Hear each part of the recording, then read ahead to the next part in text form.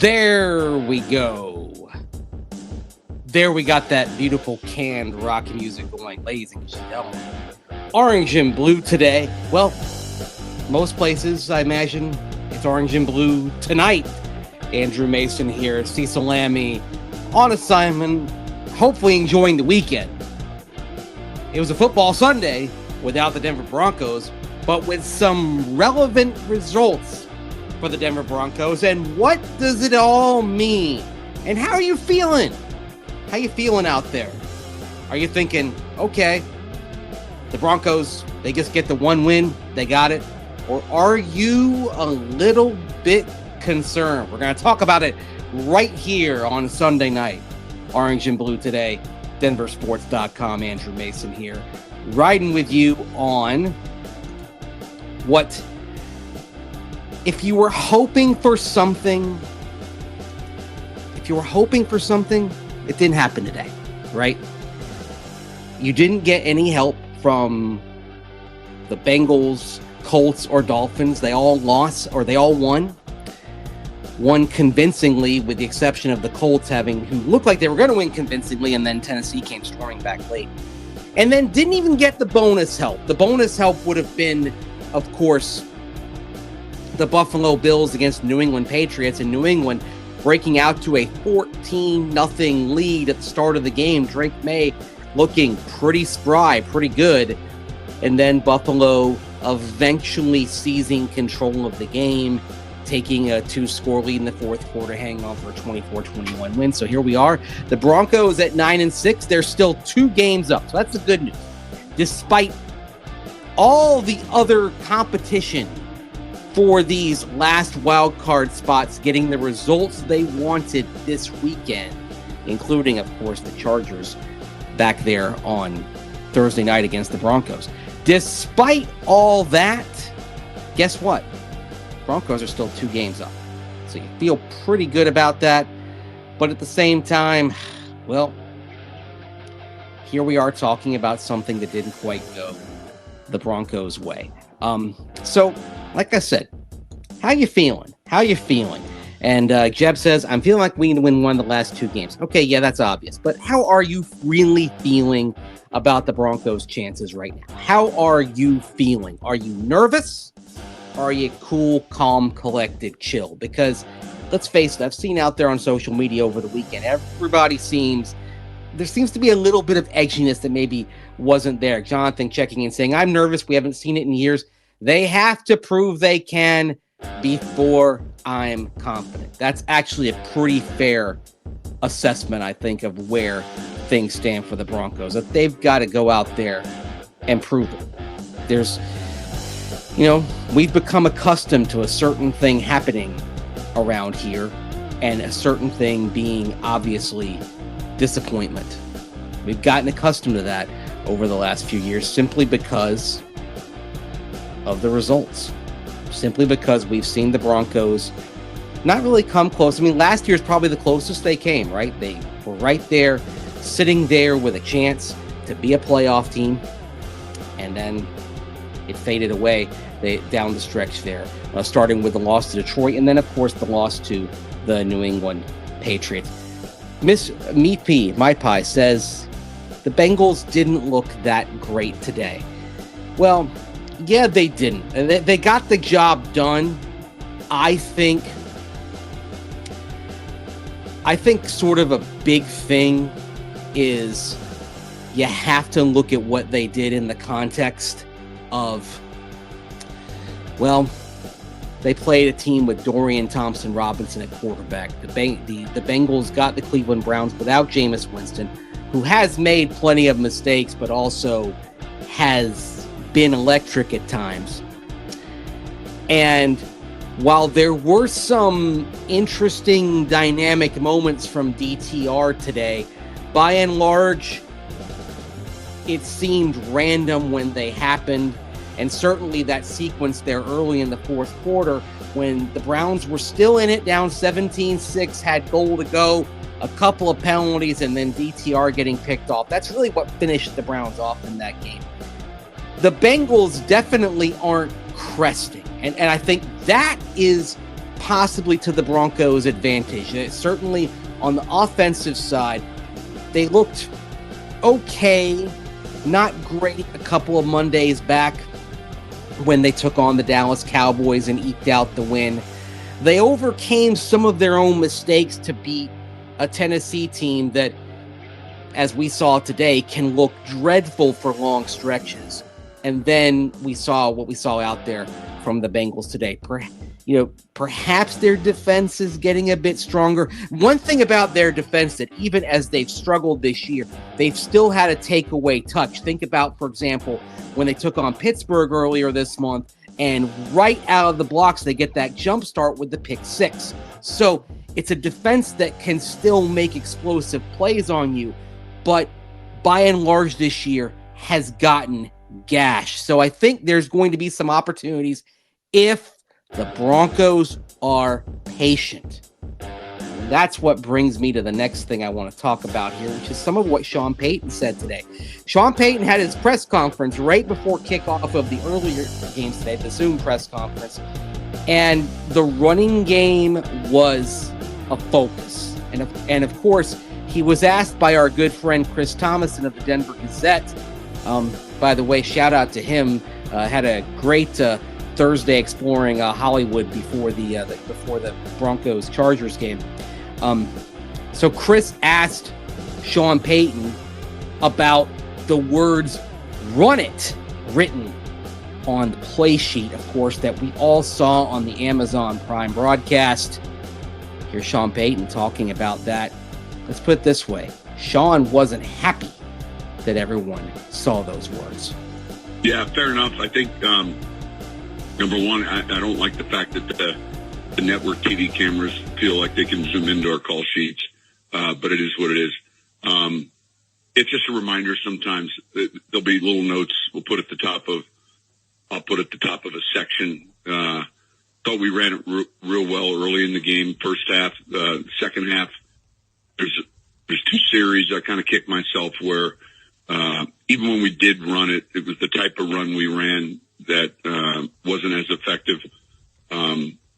But we had ample opportunities in that second half, and I thought our third down numbers obviously weren't where we wanted them to be. We couldn't get off the field defensively, and therefore we weren't able to keep the lead we had going in at halftime or coming out to start the second half. By the way, I apologize because I didn't turn off the music. So you heard the can rock music for way too long. This is sometimes what happens when I'm flying solo here. It gets a little bit madcap here. Orange and blue today, Andrew Mason here. But listening to that, I love the Starkey user. The background music can go away, please. Mace, music. Cut the music off. I hear you. Oh, man alive. Sean Payton was definitely in a little bit of a state today, I thought. Not bad, but I think understandably agitated about the loss. And in fact, maybe this is one of those things where having Thursday night, Friday night, Saturday night to marinate on it left him still frustrated about what happened. And certainly, I think he's a little right to kick himself about the ground game. Came out running on that first series. Now, the interesting thing is, if you go by percentage, the run percentage in the third quarter was very similar to the run percentage in the entire first half. But that's the entire first half. The Broncos came out going heavy with the run early, getting everybody involved. I thought, Blake Watson showed some promise as well. But the big boost came from Audric Estime. Audric Estime has been somebody we've been talking about this weekend. I'm down here in Florida at my mother's place, and mom's very keen to the Broncos, but occasionally she sometimes will get a different thing in her head with a player's name. And so she asked me about Edamame. I'm like, who's Edamame? Edamame. Yes. And I'm like, Estime? Yes. Okay. So, yeah, Audric Estime. But certainly he was finding his way through and taking advantage of the opportunities. And so when it came to be my turn today, when the Broncos spoke, or when the Broncos had their press conference, I should say, as I'm fiddling around with the comments here, I actually asked Sean Payton this simple question. Has Audric Estime earned more opportunities? And I asked this because it has come up in 2 conference calls with media, Sean Payton saying, I've got to get Audric Estime the ball more often. Well, on Thursday, he did, and you saw how effective he could be. So it was worth asking Sean Payton, hey, has Audric earned more carries? Here's what he had to say. Yeah, I think he has. I think he played well. I was encouraged with the physicality he ran with. And I think, he'll only get better. So I was encouraged. Even Blake had some carries that were encouraging. So balancing that is going to be important for us here down the stretch. Blake Watson, of course, had that nice little catch and run early in the game in the right flat, which watching the way he read Ben Powers getting downfield and blocking was sort of not a masterclass, but it was an example of what the Broncos saw in Blake Watson when they targeted him and made him a priority undrafted signee. They were thinking about him as early as the 5th round, too, and it's entirely possible if Audric Estime had gone off the board before the Broncos selected, they might have taken Blake Watson right then and there. They like what he brings. They rolled the dice on him back in October, passing through to the practice squad, and were successful. It was also mentioned on the broadcast that by Kirk Herbstreit that Sean Payton was talking up Blake Watson in the production meetings. So it's a positive. They're seeing Blake Watson make that progress on the practice field. Certainly at this point, he's a little more mature in terms of doing something in the passing game as a receiving target out of the backfield than as a runner between the tackles, whereas Audric Estime is showing a lot of, as Vic Fangio might say, oomph, slamming it up there between the tackles. To me, this shows again, you've got to ride the young guys, okay? You got to trust the youth here.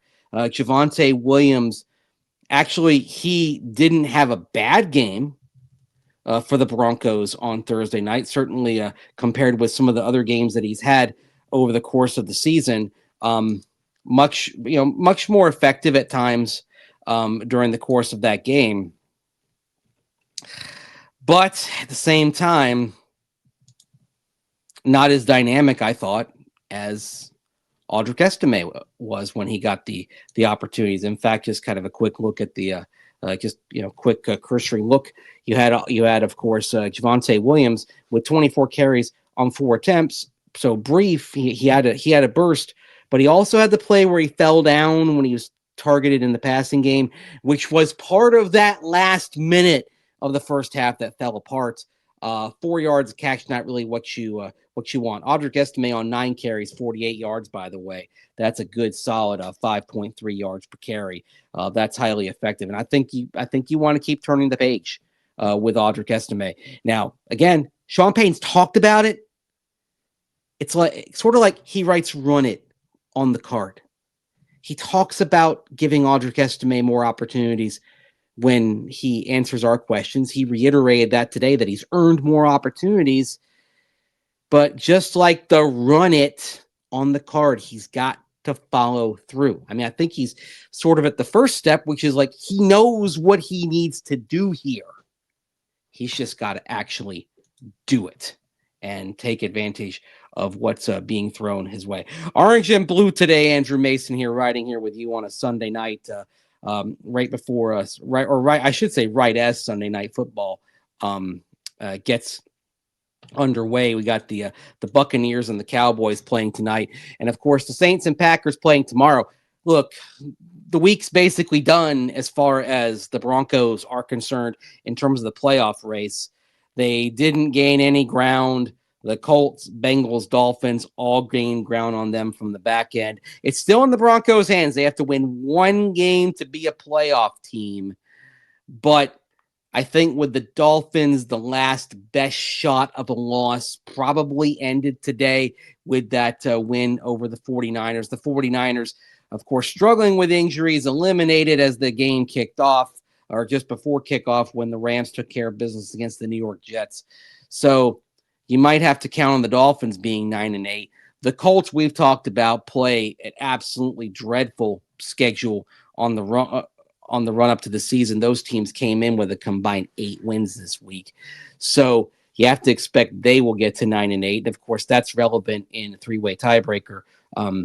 If the Broncos have a 2-way tiebreaker with the Colts, they're fine. You bring another team in like the Miami Dolphins, and the Broncos are going to go home and not go to the postseason. And then, of course, the Bengals, who are behind the Dolphins, behind the Colts in terms of where they stack up in the tiebreak algorithm, but and certainly taking advantage of a weak December. And we sort of told you about this. So the Bengals were going to get hot and we're going to give themselves a chance. In retrospect with the Bengals, the key moment was when they lost to the Steelers earlier on this month. Having Pittsburgh at home and being unable to contain Russell Wilson and company, that's the one they probably look back on and say, yeah, that's kind of messing us up right now. They could be on a 4-game winning streak instead of a 3-game winning streak. Of course, they also have narrow losses to, for example, Washington, when the Bengals didn't punt, didn't turn the ball over, but still lost because their defense is terrible.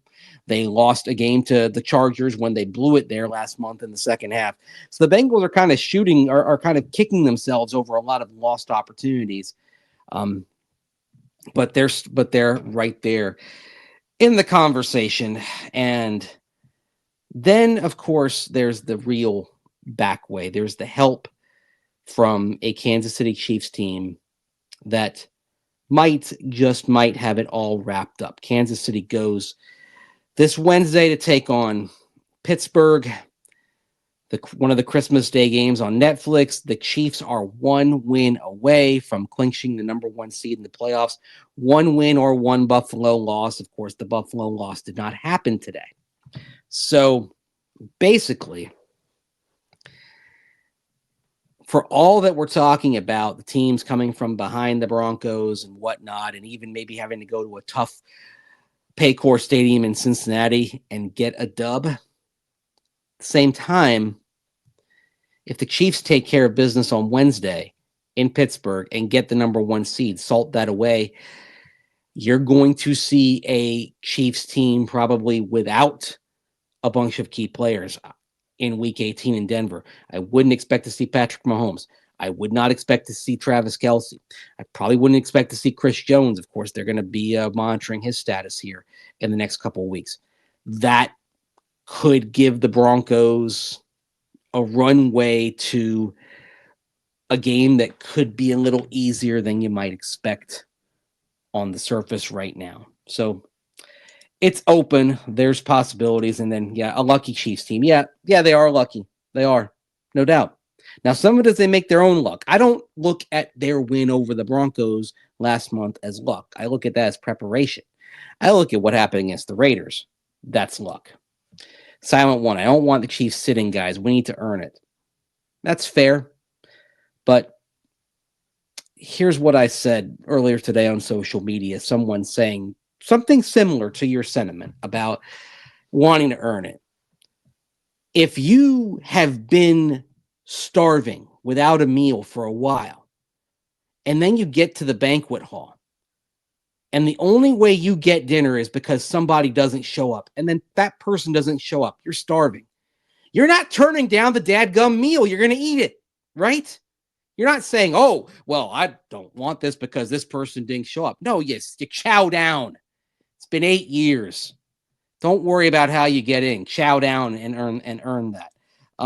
Alex Smith, I want Van Shields to play Drew Sanders at inside linebacker. Any chance? I mean, there was that moment that we saw last week. Now, some of Drew Sanders playing at inside linebacker, it's a little bit of like a roster algorithm thing. If he's only an edge because he's clearly the number 5 edge, he's not getting a jersey. You put him at inside linebacker and say, okay, he's one of your backups there. He gets a jersey and he gets out there on special teams. Drew Sanders has already been the last couple of games a plus player on special teams. You could see that against the Colts, for example. Getting involved in inside linebacker, it's a nice step forward. I don't know that he's ready for an extensive role at inside linebacker. He hasn't had much of a chance because of that Achilles injury to fix a lot of the reasons why he struggled at inside linebacker last year when he was, when he was out there early in the season, just always kind of a tick slow in terms of reacting to things, almost like he was trying to process too much there, right there in the core of the defense where you've got to react quickly. So I don't know that he's ready for an extensive role there, but maybe he's ready for more use in that A-gap type of blitz. Elaine Aragon, I think the best thing that happened to the Broncos was losing the Chargers. I think they would tone it down before the playoffs. Okay, that's fair. That if they'd beaten the Chargers, they would have clinched. And then the last couple of weeks, they would have probably taken their foot off the gas. That's fair as well. Now, Sean Payton, if he talks about his own experience, he'll tell you about the 2009 Saints, who were going for an unbeaten season, then lost the Cowboys on Saturday night. And actually, he did talk about that in one of his story time sessions, I believe, on a Friday at press conference. And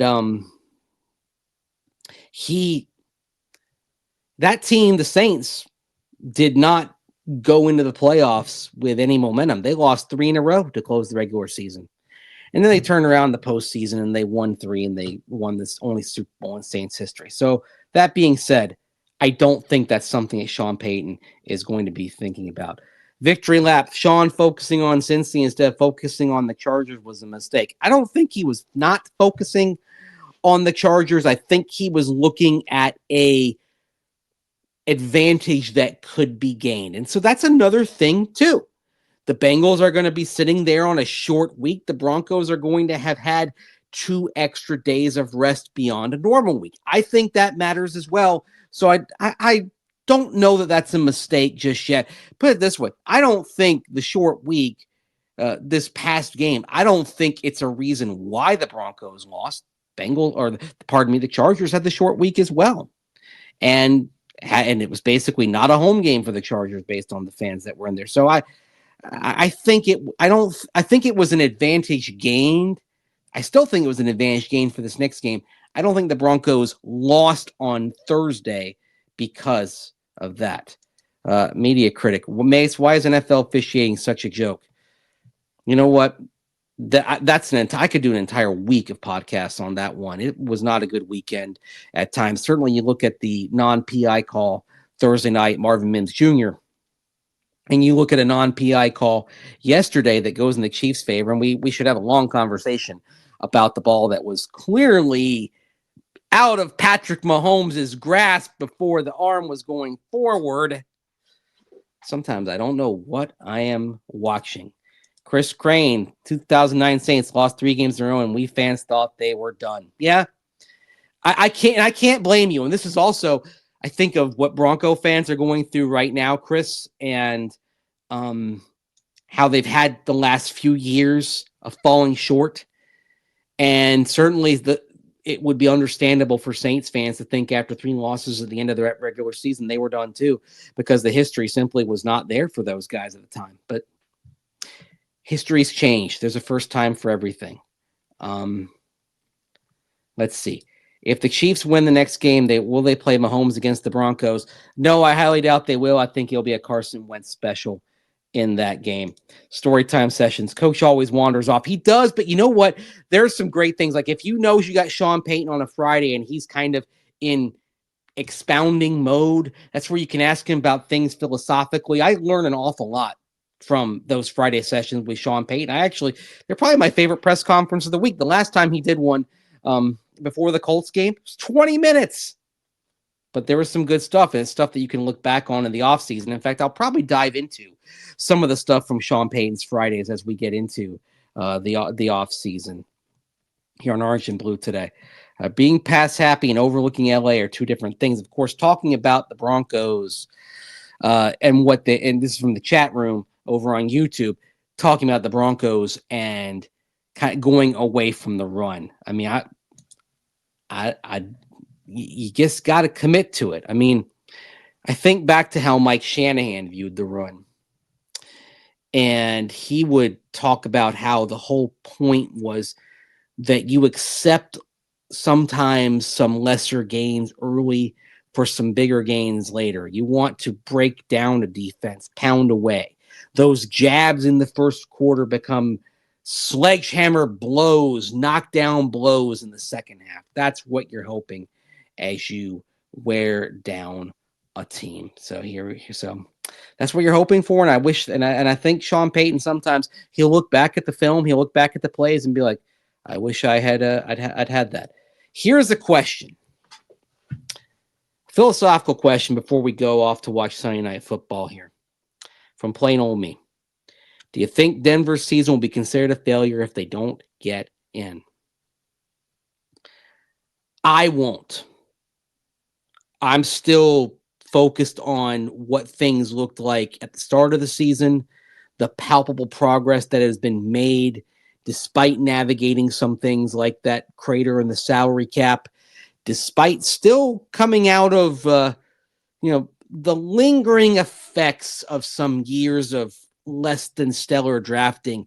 I think we're largely beyond that now because we are through 4 George Payton drafts. You still have some effects of losing the draft picks from the Russell Wilson trade, but by and large, we're past that, even though the Broncos are still a little low, at least this year, on second contract players. As those second contracts start kicking in next year for Jonathan Cooper, Quinn Miners, and Pat Surtain, that's no longer going to be the case. But I would call it a disappointment if they don't get in, not a failure. That's kind of how I would stay. Victory last lap asking about a Riley Moss update. Even though it was a walkthrough, a good sign that he got back on the field last week in practice. Everything I have heard and been aware of is that the target has really been the Bengals game. I expect he's going to be out there on Saturday. I don't like gambling. I'm not a betting man. If I were, I would say I expect Riley Moss to be playing in that game. Robert saying if they were inconsistent, sure, but they're playing well generally and collapsing at the end would be tough. Yeah, it would be tough. And expectations do change over the course of a year. And so that's why I say, is it a disappointment? Are you going to be upset if they make the playoffs? Your mileage may vary. That phrase goes a long way with me. I would be disappointed, but I would not be discouraged. And I would say that this team is in much better shape than it was as the phone rings in the background. But I understand why a lot of people would be disappointed in Broncos country. Chad Harrison, it sucks they didn't get help this weekend, but the Broncos can't worry about other teams. These next 2 games have to focus on winning. Yep, indeed, that's kind of where it comes down to. Victory Lap says a meltdown if we don't get in. Well, you know what? The Broncos did blow a 3-game lead back in the 2008 season. It got Mike Shanahan fired. Call that a meltdown. So, Silent One, absolutely a failure. Measuring a season by some expert predictions is silly. We have to make it. I'm not measuring it by anyone's predictions but my own. And I realistically, I said 7 wins, and I'll be honest, I thought I was on the high side. So, I don't care about anyone's picks, anyone's thoughts heading into the season but my own. I thought part of the reason they would win 7 games is I could not see a Sean Payton team ever winning fewer than 7 games. And in fact, that's been his baseline everywhere he's gone. He was 7-9 a few times in New Orleans and never got worse than that. So that was sort of my feeling that they would find a way, despite still some holes on the roster, to be at 7 games. But you know what? We're seeing some of those holes kind of manifest. Because, for example, I think there's a valid concern at inside linebacker, which is why somebody brought up Drew Sanders earlier on in this. So, and then finally from Wookie, Mahomes did not play his first year. Bo has played his first year, so I saw it as great no matter what. Yeah, I was thinking about that actually with New England today because There's been promise from Drake May. You saw some moments today. You also saw Drake May with a hospital ball there toward the end of the game, and he felt bad about that. Just look at the pained reaction that he had after that, which led to an unnecessary roughness call for hitting a defenseless receiver. You wonder how the Patriots would feel, and looking if they'd been able to start him from the beginning, and you wonder if in Foxborough they think we should have just gone ahead and given Drake May the ball right away. So dinner's waiting for me. My mom, bless her, has made a lovely meal. So I'm gonna sit down and have some chow, have a good meal, watch Buccaneers Cowboys, and then I'll chat with you tomorrow. Bilby, Cecil, Lammey, and I will be rolling live at our 4 p.m. Mountain Time usual start time. Since the Broncos aren't open for the day, it would look like Sean Payton did say today. Back at practice on Tuesday, back on Christmas Eve. So, and that's another thing. It's a holiday week, folks, but plenty to talk about. So it might not always be Cecil and me. It might just be me sometimes, but be riding with you all week. And I promise next time, if I'm riding solo, I will turn off the music sooner. I apologize for that. So before I go, appreciate all of you that are following us on YouTube that have pushed us over 16,000 subscribers. You made a Merry Christmas for Cecil and myself and all of us at denversports.com. We're thankful and grateful for that. If you're not subscribing, it's the best way to find out when we're doing a bonus show, kind of like right now here on Sunday night. You'll know right away. You'll get that notification. So like, comment, share, subscribe, hit that notification bell so that you never miss a vid. For Cecil Lammey on assignment, Mace here. Great talking with you tonight. Thanks for the good comments. Appreciate you. And we'll talk to you tomorrow, Monday, back as the Denver Broncos start getting ready for the Cincinnati Bengals. Take care, everyone. Bye-bye.